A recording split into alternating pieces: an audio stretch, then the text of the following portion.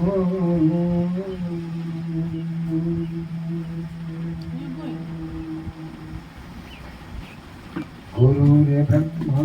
गुरुर्विष्णु गुरुर्देवो महेश्वर गुरुं साक्षात् परब्रह्म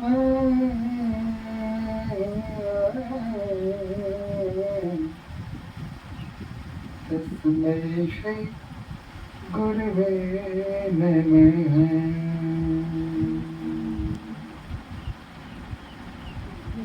यन्माया वशवर्ती विश्वमखिलं ब्रह्मादिदेवासुरा यत् सत्त्वादमृषैव भाति सकलं रज्यं यथा हेर्भ्रमः यत् पादप्लवमेकमेव हि भवाम्बोधेऽस्ति तीर्षावतां वन्देऽहं तं शेषकारणपरं रामाख्यमीशं हरिम्। कुन्द इंदु समुदेह उमारमण करुणायन जासुदीन परने करम कृपा मर्दन बंधु गुरुपद कं कृपा सिंधु नर रूप हर महामोहतम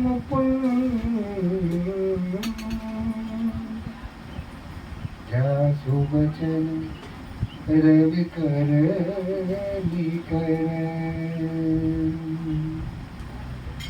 श्री गुरुपद नखमणि गण ज्योति सुमिरत दिव्य दृष्टि किय होती दलल मोहतम सो सप्रकाशु बड़े भाग उर आवई जासु।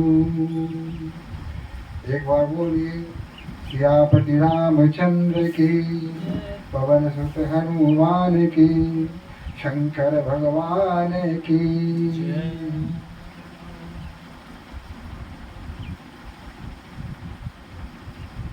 भगवान शिव समाधि से निकल चुके हैं। भगवान विष्णु वैकुंठ लोक जा चुके हैं। देवता भी अपने अपने स्थान पर प्रस्थान कर चुके हैं। ऋषि मुनि भी वहां से प्रस्थान कर चुके हैं। भोलेनाथ समाधि से बाहर आ चुके हैं।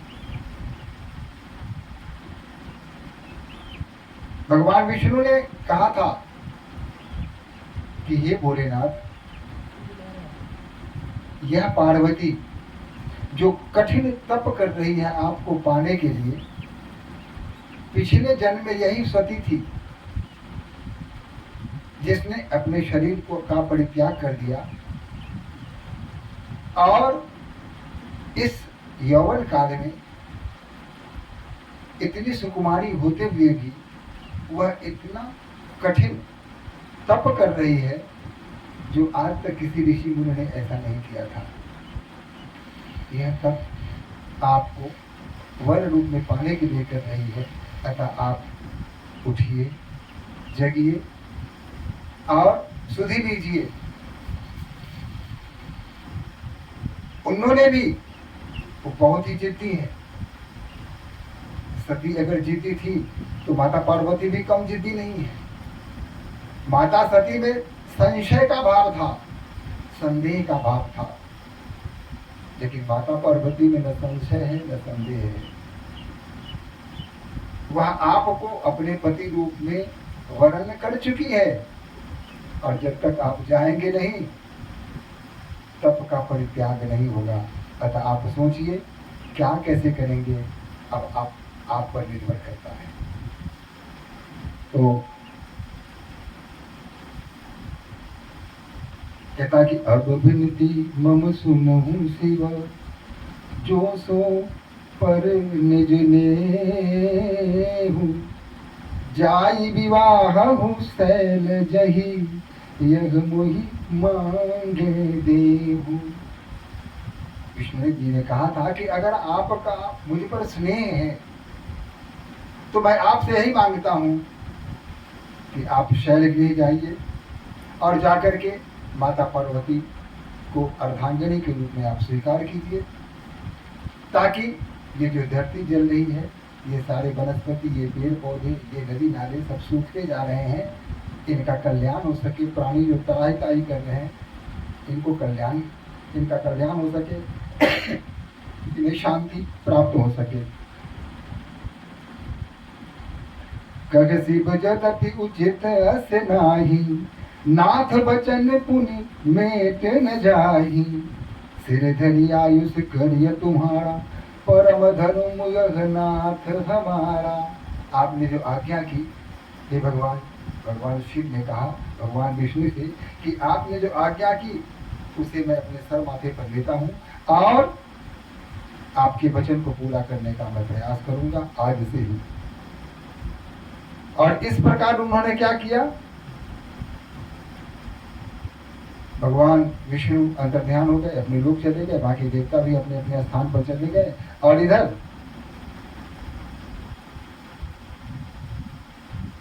अंतर ध्यान भये अस भाषी, यह कहकर के अंतर ध्यान हो गए। शंकर सोई मूर्ति उर राखी, और शंकर भगवान ने उनके उस छवि को अपने हृदय में स्थापित कर लिया। तब ही सप्त ऋषि शिव वह आए, और तब उन्होंने जो सप्त ऋषि थे उन्होंने विचार किया कि पार्वती की परीक्षा लेने के लिए आखिर किसको बुलाएं, पार्वती की परीक्षा कौन ले सकता है। पहले विचार आया, चलो देवर्षि नारद को इसके लिए हम ले आते हैं। देखिए फिर उन्हें शंका हुई कि नारद जी जाएंगे, बनते हुए काम को भी बिगाड़ के आएंगे। और नारद जी उसके मन में शिव के प्रति प्रेम और शिव को पति रूप में देखने की उत्कंठा, अभिलाषा या यह ज्ञान तो नारद मुनि ने ही दिया है, तो उनको भेजना उचित नहीं रहेगा। तब क्या किया जाए, तब उन्होंने सोचा कि सबसे बुद्धिमान, सबसे ज्ञानी, आध्यात्म के धनी ये सप्त ऋषि हैं, क्यों ना हम सप्त ऋषि को ही बुलाएं। और उन्होंने सप्त ऋषि का आह्वान किया और सातों ऋषि उनके सामने आकर प्रत्यक्ष खड़े हो गए। कहा कि आज्ञा कीजिए भोलेनाथ, हमारे लिए क्या आज्ञा होती है आप बताएं। तो भगवान शिव ने कहा, पार्वती पह जाई तुम प्रेम परीक्षा लेहु, गिरि पेरी पठयहु भवन, दूरी करहु संदेहु। भगवान शिव ने सब ऋषियों को कहा कि ऐसा करो, पहले तो पार्वती के पास जाओ जहां वो तपस्या कर रही है, और उनकी प्रेम की परीक्षा लो कि उनका प्रेम कितना प्रगाढ़ है, उनकी भक्ति कितनी गहरी है, शिव पर उनकी आस्था कितना है। इन सब चीज की परीक्षा लीजिए, और जब परीक्षा में पार्वती उत्तीर्ण हो जाए तो आप हिमाचल के घर जाइए और उन्हें समझाइए कि वो जाकर अपनी पुत्री को लिवा लाए अपने घर, और फिर आगे का कार्यक्रम जो वहां से करेंगे। सत्य ऋषि ने कहा कि जैसी आपकी आज्ञा हो वही करेंगे, और सत्य ऋषि चल पड़े माता पार्वती की परीक्षा लेने।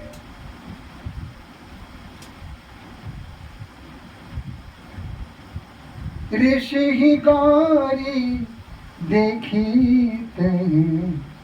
कैसी, सूरति मंद तपस्या जैसी, सूरत मंद तपस्या जैसी। ऋषि ने जब वहां देखा कि तपस्या मानो साक्षात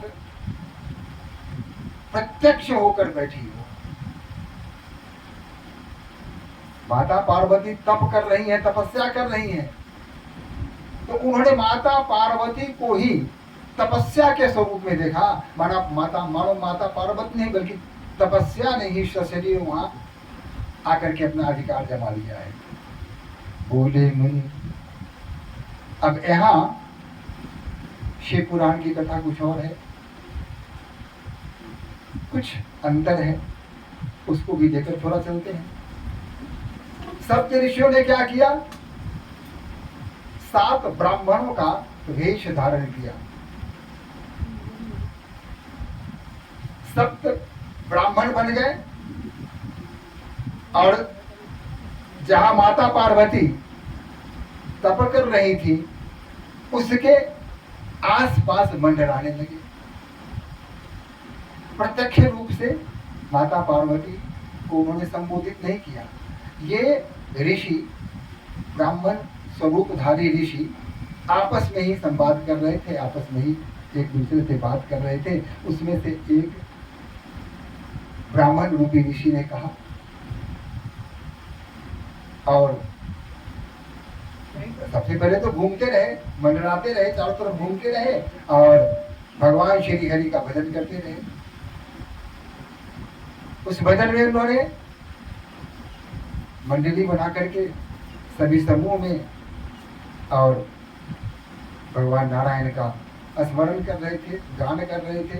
एक तरह से छद्म रूप से ब्रह्म में डालना चाह रहे थे माता पार्वती को। देखो कि हम लोग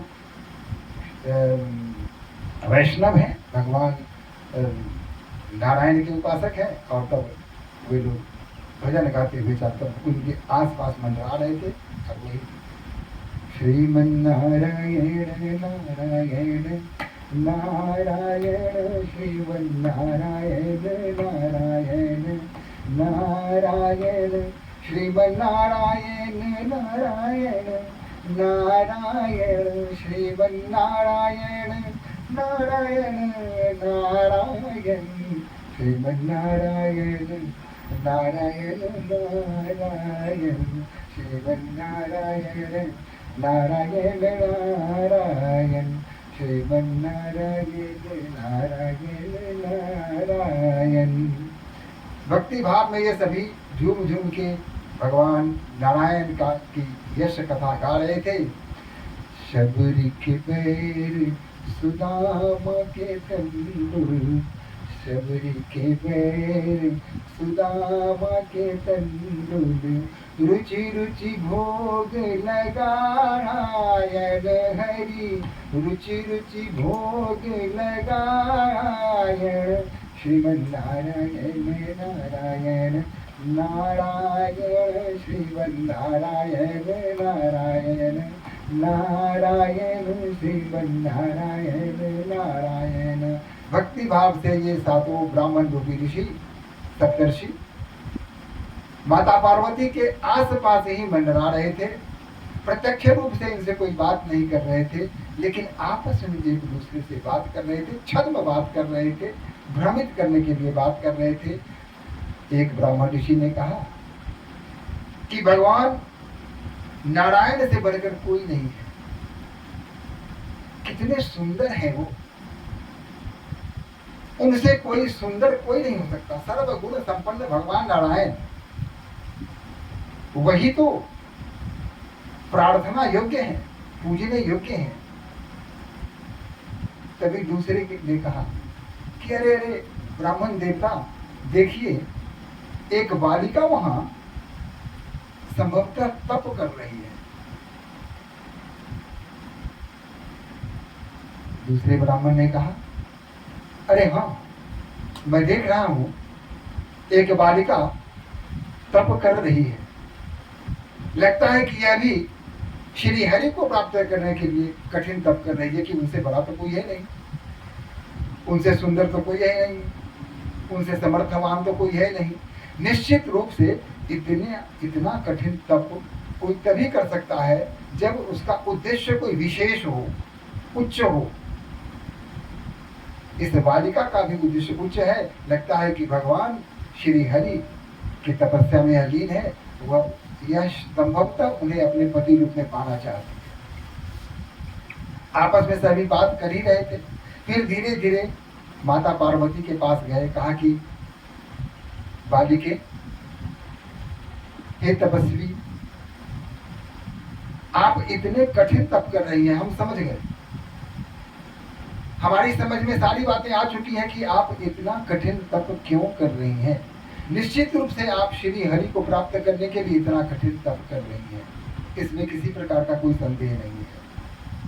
हम आपको आशीर्वाद देते हैं, वरदान देते हैं कि आपको श्री हरि पति के रूप में प्राप्त हो जाए। माता पार्वती का ध्यान भंग हुआ। उन्होंने आंख उठा के देखा, कहा कि ये लोग क्या कर रहे हैं। दूसरे ब्राह्मण रूपी ऋषि ने कहा, हम भी आपको आशीर्वाद देते हैं कि आपकी तपस्या पूर्ण हो गई, अब करने की आवश्यकता नहीं है। भगवान श्री हरि आपको शीघ्र दर्शन देंगे और आप उन्हें पति के रूप में प्राप्त कर सकती हैं। अब आपके लिए सहज हो गया है। अब आप तप का परित्याग कीजिए और उठिए, क्योंकि आपकी मनोकामना पूर्ण होने वाली है। भगवान हरि आपके पास आएंगे, आप उनको प्राप्त कर सकते हैं। माता पार्वती देवी, क्या लोग बोल रहे हैं।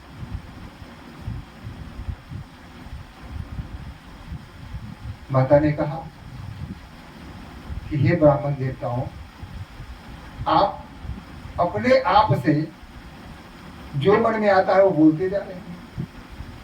आप मेरी बातों को तो सुनिए, मैं क्या चाहती हूं इसको बिना जाने आप वरदान पर वरदान दिए जा रहे हैं। ये ऐसा क्यों कर रहे हैं, मुझे क्यों वरदान दे रहे हैं। मेरे मन में कौन सी बात है, या आप कहाँ जानते हैं, आप नहीं जानते हैं। कहा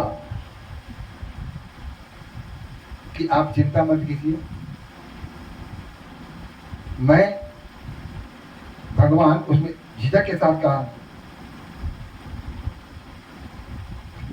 कहत बचन मनु अति संकुचाई। मन में संकोच का भाव हुआ माता पार्वती को। उन्होंने जो बताया और कहा कि है हंसी हूँ सुनी हमारे जड़ताई, और तुम हमारी मूर्खता को सुनकर शायद हंसोगे, क्योंकि मैंने वह उस कार्य के लिए, उस उद्देश्य की प्राप्ति के लिए हमने तप करना प्रारंभ कर दिया जो कभी संभव नहीं है, जो नहीं मिल सकता है। असंभव के लिए मैंने प्रार्थना या तपस्या करनी शुरू कर दी। सुनकर आप भी हंसेंगे। ताकि मनुहठ परा न सुनई सिखावा, जगत बारी पर भीति उठावा। मैंने तप करने का कारण बताया कि मैंने जल में दीवार बनाने का प्रयास किया है, जो कभी संभव नहीं है। नारद कहा सत्य सोई जाना। बाबा नारद ने जो कुछ भी कहा उसे मैंने सत्य माना। बिनु पंख ही हम चही उड़ाना। पंख नहीं है मेरे पास कि मैं उड़ना चाह रही हूं, ऐसी मेरी स्थिति है। देखहु मुनि अविवेक हमारा, ताकि तो मेरी मूर्खता को आप देखिए ना जरा, देखिए मेरी मूर्खता को।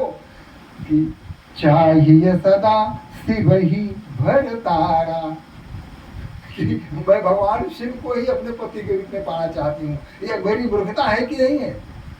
एक असंभव कार्य को लेकर मैंने तपस्या शुरू कर दी है। तो आप भी हंसेंगे कि बताइए, ये साधारण सी बालिका ये भगवान शिव को पति रूप में प्राप्त करना चाहती है, ये तो उपहास का विषय है। आप भी उपहास करेंगे। अब सुनत वचन विधि से ऋषय, यह बात सुनते ही जो ऋषिगण थे ब्राह्मण रूपी, वो सब हर्षित हो गए, खुश हो गए। गिरि संभव तब देख, और उनकी समझ में आ गया कि इनकी तपस्या कितनी पूर्ण है, इनकी आस्था कितनी पवित्र है, इनका प्रेम कितना शाश्वत है। इस बात को पूरी तरह से समझ गए ऋषि। फिर भी उन्होंने शिव जी की बुराई करने कहा कि अरे अब किसकी बात कर रहे हैं, नारद की बात कर रही हैं। अरे नारद ने किसका घर बसने दिया, किसका घर बसने दिया नारद। कहा कि नारद सिखजे सुनहि नर नारी। जिसने नारद की शिक्षा जिस पुरुष और नारी ने सुना, अवश्य मोहि तजी भवनु भिखारी। वह व्यक्ति अपना घर मकान छोड़ के भिखारी बन जाता है। उसी नारद की बात पर तुम आई है तपस्या करने हैं। मन कपटी तन सज्जन चिन्हा। ऊपर से तो वो सज्जन दिखता है, लेकिन मन में कपट भरा हुआ है उस नारद, देवर्षि नारद का। आयु सरिस सबहि चह कीन्हा। अपने जीवन में वह सब उल्टा पुल्टा काम किया, कोई सीधा काम किया नहीं। यही के वचन माने विश्वासा, तुम चाहूं पति सहज उदासा। और उसी की बात सुनकर के तुम ऐसे पति की इच्छा कर रही हो जो उदासी का प्रतिमान है, प्रतीक है। अरे निर्गुण नीलज कुबेश कपाली, वो निर्गुण है। अब निर्गुण का अर्थ यहाँ दो तरह का होता है। निर्गुण का एक तात्पर्य तो यह होता है जो निराकार ब्रह्म की उपासना करता है, उसे निर्गुण कहते हैं। दूसरा अर्थ निर्गुण का है गुण का विपरीत, निर्गुण जिसमें कोई गुण ही नहीं हो। तो यहाँ ऋषियों ने निर्गुण का तात्पर्य गुणहीन से लिया। कहा कि उस भोले बाबा की प्रार्थना कर रही हो, उन्हें वर के रूप में प्राप्त करना चाहती हो, जो निर्गुण है, जो निर्लज्ज है, जिसको लज्जा नहीं है, जो कुबेश है, ढंग का कपड़ा नहीं है और कपाली है, यानी मुंड माला पहनता है। नर मुंड का माला पहनता है। अफुल अगे दिगंबर व्याली, विदेह है, अगेय है, नंगा रहता है और सांप पूरे शरीर में उसको लिपटाए हुए रहता है। कहूँ कवन सिखु अस बर पाए, भल भूलहि ठग के बोराए। अब बताओ ऐसे पति को भला कौन पाना चाहेगा, हैं? आखिर नारद की वचन में आकर के तू भी ठगा गई ना। पंच कहे शिव सती बिहाही, पुनि अब डेरी मरायहि ताही। अब सुख सोवत सोचु नहीं, भीख मांगी भव खाही। सहज एकाही के भवन, कबहु की नारी खटाई। कहा कि वह व्यक्ति अब किसी सोच में नहीं है। पत्नी उसकी गई, सती मर गई, अब उसके पास किसी प्रकार की कोई जिम्मेवारी है नहीं और निर्बंध हो गया। अब वो ऐसे ही घूमता रहता है, भीख मांग के खाता है, किसी जिम्मेवारी को वहन करता नहीं है।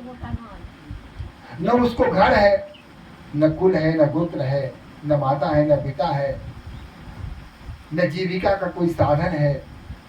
अब इतने सारी विसंगतियों के बाद भी अगर कोई उसे अपना पति बनाना चाहे तो इसे क्या कहेंगे? तुम सोचो, विचारो। अपने मन में जो शिव के प्रति कोई अवधारणा तुमने उत्पन्न कर लिया है, उसे समाप्त करो। अपने हृदय से इस बात को निकाल दो,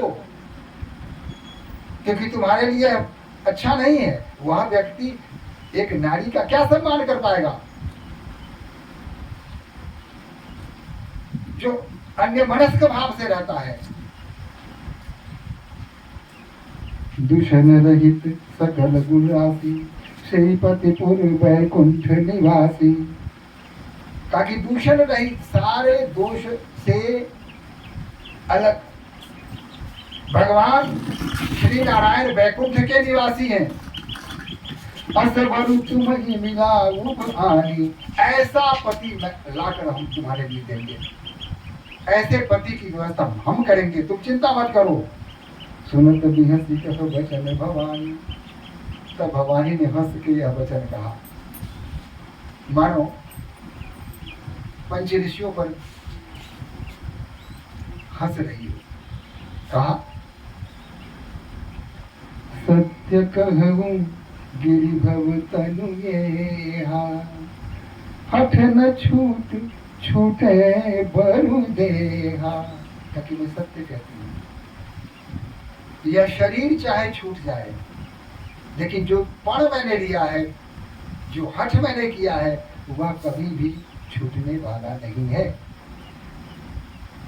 उस प्रण पर मैं अडिग हूं। कनकहु पुनि पाषाण ते होई, जारे हूँ सहज न परिहर सोई। सोना जो पत्थर से ही निकलता है। आपने कहा ना कि मैं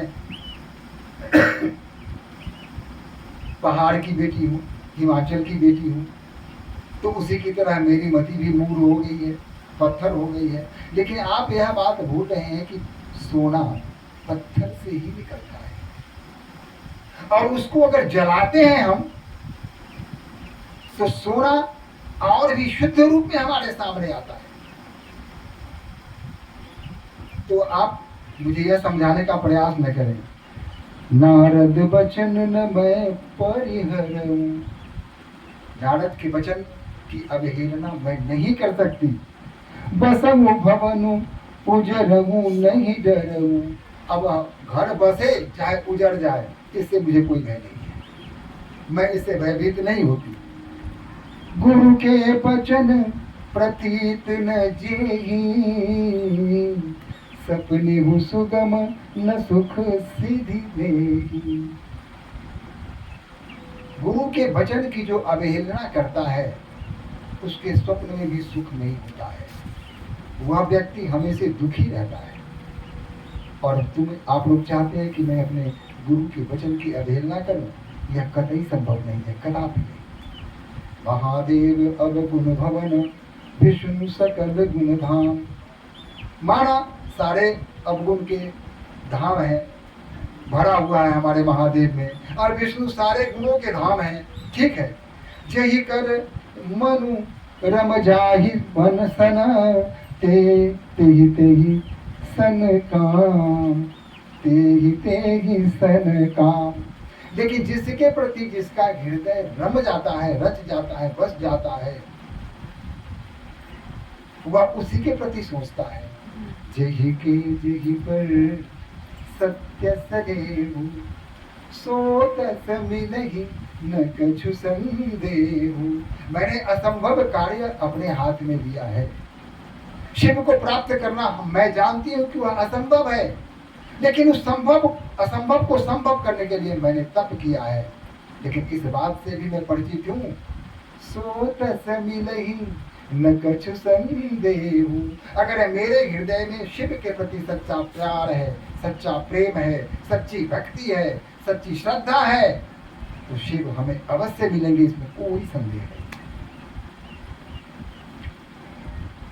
जो तुम मिलते हूँ प्रथम मुनीषा। अगर आप लोग पहले मिले होते हम लोगों से, तो सुनती हूँ सीख तुम्हारी घड़ी शीशा। तो तुम्हारे सीख को, तुम्हारे इस ज्ञान को मैं सर झुका के स्वीकार कर लेती। लेकिन अब मैं जन्म संभुहित हारा। लेकिन अब मैंने अपने जन्म को शंभु को समर्पित कर दिया है, शिव को समर्पित कर दिया है। को गुण दूषण करे विचारा। और कौन गुण और दोष का विचार करने का समय नहीं रहा। हम उनके गुणों, उनके दोषों की विवेचना नहीं कर सकते, क्योंकि हमारा संपूर्ण व्यक्तित्व, हमारा संपूर्ण शरीर, हमारा ये जन्म पूरी तरह भगवान शिव को समर्पित है। अब गुंजाइश नहीं है, कोई रास्ता नहीं है, कोई मार्ग नहीं है कि कोई दूसरा रास्ता मैं पकड़ सकूं। शिव के अतिरिक्त मेरा कोई न है, न कोई था, न कोई रहेगा। जो तुम्हारे घट हृदय विषेखी, रही न जाई बिनु किए बरेशी। अब आप लोगों के मन में अगर हठ है, अब आप समाज सुधार का बीड़ा लेकर चले हैं कि समाज को सुधार देंगे, तो संसार में एकमात्र मैं ही युवती नहीं हूं। संसार में बहुत सारे युवती हैं। आप उनके घर जाइए, उनको सीख दीजिए और उनके लिए अच्छे वर की कामना कीजिए, उनकी सहायता कीजिए। मुझे आपकी सहायता की आवश्यकता नहीं है। मुझे मेरी स्थिति में आप छोड़ दीजिए और मुझे अब परेशान मत कीजिए। तो कौति कहीं आलस नाही, वर कन्या अनेक जग माही। वर कन्या संसार में बहुत है, बिखरे पड़े हैं। आप जाइए, उन लोगों को बताइए, उन लोगों को मिलाइए, उनका विवाह कराइए, उनको सही मार्ग दिखाइए। मुझे सही मार्ग चुनने की अब आवश्यकता नहीं है। जो चुनना था मैंने चुन लिया, जिसे प्राप्त करना था उसको मैंने सब कुछ समर्पित कर दिया। अब इस मार्ग को छोड़ना मेरे लिए संभव नहीं, असंभव है। यह कदापि हो ही नहीं सकता। शिव के अतिरिक्त और मेरा मन कहीं रम ही नहीं सकता। कहा कि जन्म कोटि लगी रगर हमारी, वर्ण शंभु न तरहु कुमारी। कहा कि हमारे जन्म जन्म की अवधारणा है, जन्म जन्म की यह प्रतिज्ञा है कि या तो शंभु मेरे पति रूप में होंगे और नहीं तो जन्म जन्म मैं कुमारी रहूंगी, मैं कभी विवाह करूंगी नहीं। यह माता पार्वती ने स्पष्ट रूप से ब्राह्मण को कहा। तजउन नारद कर उपदेशु, मैं बाबा नारद के उपदेश की अवहेलना नहीं कर सकता, उसका परित्याग नहीं कर सकता। आयु कहि सत बार महेशु, अगर स्वयं भगवान शिव आकर हमें कहें कि नारद बाबा की आज्ञा की अवहेलना कर दे तो यह संभव नहीं है। मैं यहाँ भगवान शिव की भी बात मानने वाली नहीं, उनकी बात आज्ञा की भी अवहेलना कर सकती हूँ। लेकिन नारद बाबा ने जो हमें सीख दी है, जो शिक्षा दी है, जो मार्ग बताया है, उस मार्ग को मैं कदापि नहीं छोड़ सकती। यही मेरा उद्देश्य है। एकमात्र शिव के अतिरिक्त हमारे जीवन में कोई नहीं है। हमारे इस जन्म का उद्देश्य ही है शिव को प्राप्त करना। हमारा तप, हमारा जप, हमारी तपस्या, हमारी सारी क्रिया, हमारे सारे क्रियाकलाप एकमात्र शिव के प्रति है और शिव के अतिरिक्त और हम कहीं भी सोचना नहीं चाहते, किसी तरफ हम देखना नहीं चाहते। अतः हे ऋषियों, अगर आप लोगों को प्रवचन करने की इतनी ही अधिक इच्छा है, अंदर गुलगुलाहट हो रही है, चाह रहे हैं कि वर और वधुओं को इकट्ठा करके और समाज में कल्याण करें, तो आप मुझे छोड़ दीजिए, मुझे इसकी आवश्यकता नहीं है। संसार में बहुत सारे वर हैं, बहुत सारी वधुएं हैं, आप उन पर ध्यान दीजिए, उनको समझाइए और अपनी शक्ति को वहां व्यय कीजिए।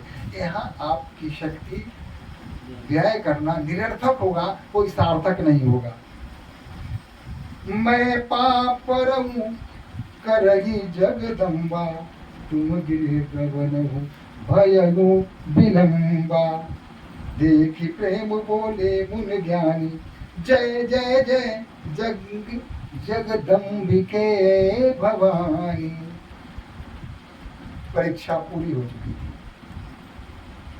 समझ चुके थे ऋषिगण कि इनके प्रेम की परीक्षा नहीं की जा सकती। उस असंभव कार्य को करने आए थे, किया, लेकिन मुंह की खानी पड़ी और सबको पता चल गया कि माता पार्वती के हृदय में शिव के प्रति कितना प्रेम है, कितनी श्रद्धा है, कितनी भक्ति है। शिव के अतिरिक्त माता पार्वती के जीवन में और कोई पुरुष आ ही नहीं सकता, किसी के संबंध में वो सोच ही नहीं सकती। तू पाया भगवान शिव सकल जगत पितु मातु, नाई चरण सिर मुनि चले, पुनि पुनि हर शत मातु।